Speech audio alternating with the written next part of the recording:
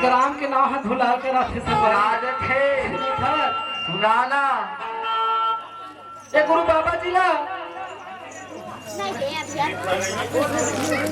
गिरिज लहरे जी की ओर से 51 रुपए के सब प्रेम भेटा है।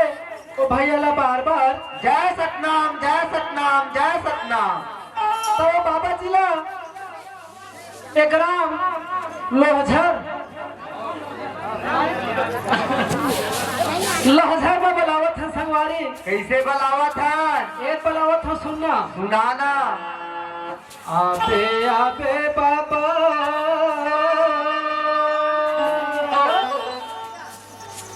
आबे आबे बाबा तलो झरकल गाँव यहाँ का होत है आवत है। आबे आबे बाबा तलो झरकल गाँव जयंती मनावा थावन बाबा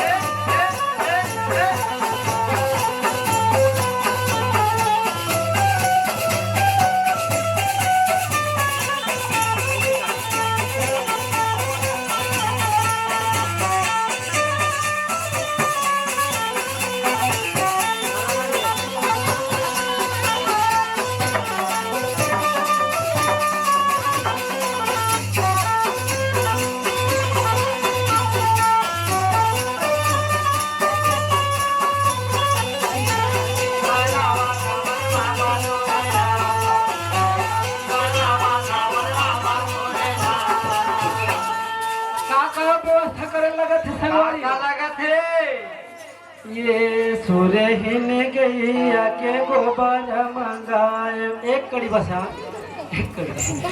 हाँ सुरहिन गैया के गोबर मंगाए।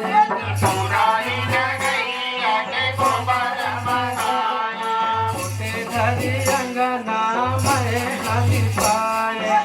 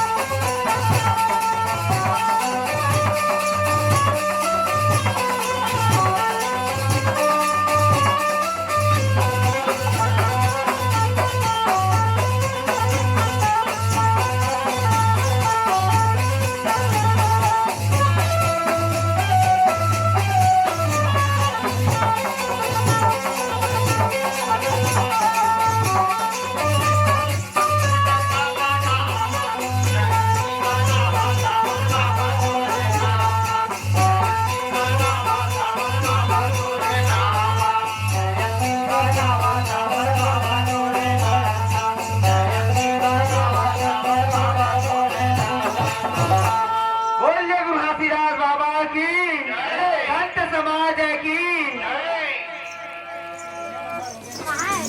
सुना थसरागी सुनाना जी। खराब दिखने लेकिन